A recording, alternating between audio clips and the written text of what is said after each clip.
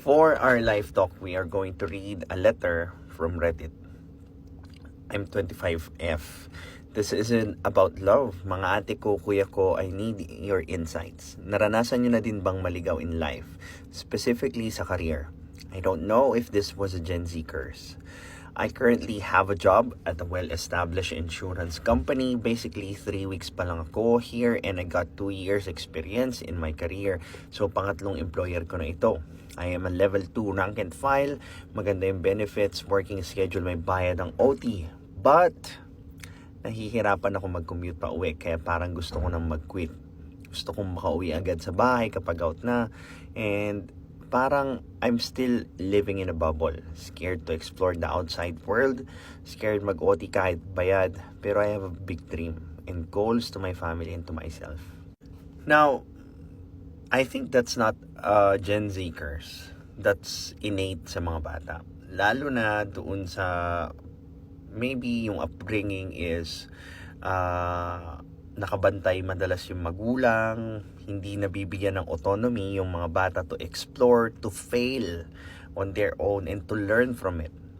And ang ending, hindi sila natututo doon sa mga mali nila because sinasalo sila madalas ng mga magulang nila. Now, yung traffic kasi, that's given. That's given here sa Metro Manila. Now, wala tayong masyadong magagawa sa traffic. Well, if you want, you could resign and work closer to your house para mas mabilis kang maka-uwi. But, there's a big but there. Yung mga trabaho ba na gusto mo are available doon sa proximity or malapit sa bahay nyo? Or maybe do you have the skill para makapag work from home ka? Kasi yun din yung isa sa mga kailangan mong tanggapin sa mga sarili mo kung gusto mo ng ganyang klaseng bagay. Because you cannot have your cake and eat it too. Hindi natin makukuha lahat ng gusto natin sa buhay. Something has got to give. Ang napapansin ko lang kasi sa newer generation is that yung hirap, tinitignan nila yon as something that is inherently bad. But what I can say about yung paghihirap is that you will experience it no matter what happens. Kahit mayaman ka, kahit mahirap ka, diba? Kahit graduate ka or hindi ka graduate, darating sa punto na mahihirapan ka. Now, I think the better question is, yung paghihirap ba na nararamdaman mo or nararanasan mo is leading you towards your goal? Ngayon, better question is, ano yung goal mo? Diba? And doon ka magkakaroon ng purpose sa buhay by being able to dictate or being able to define yung goal mo. Because if you have the reason why you are doing things, yung hirap kasi mas madaling lunukin, mas madaling tanggapin because you are doing it for a cause, you are doing it for a purpose. Yung pagkakaroon ng takot mag-fail usually came from our childhood. When we fail, most of the time, pinapagalitan tayo.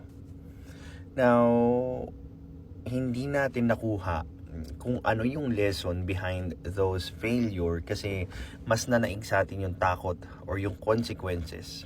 Kaya ang ending, we are paralyzed to do new things, to be newbie sa mga ibang bagay na pwede nating matutunan. And when it comes to you being a newbie, that will entail a lot of mistakes. And doon na nga yung problema. Yung mistakes is tinitingnan natin as bad thing instead of a way for us to be able to learn and move forward with the failure or the learnings of the failure that we acquired. Now, para naman doon sa direksyon na gusto nyong tahakin sa buhay nyo, sit down with yourself. Try to do an active imagining of your future. What do you see yourself? 5, 10 years from now, short-term, long-term goal. And once you define your goal, magkakaroon kayo ng why, or pagkakaroon nyo din ng why sa buhay, then most likely yung how to get there would much be easier and mas madaling tanggapin kahit na mahirap because of our whys. Why do we suffer? Why do we do this? Bakit ako sumusulong sa traffic araw-araw? Bakit ko ginagawa to? And once you have an answer to that, you are going to be unstoppable. Well, this is your lifestyle coach, Mark. You could book a free clarity session so that we could check whether we could work together towards your goal. Have a good day.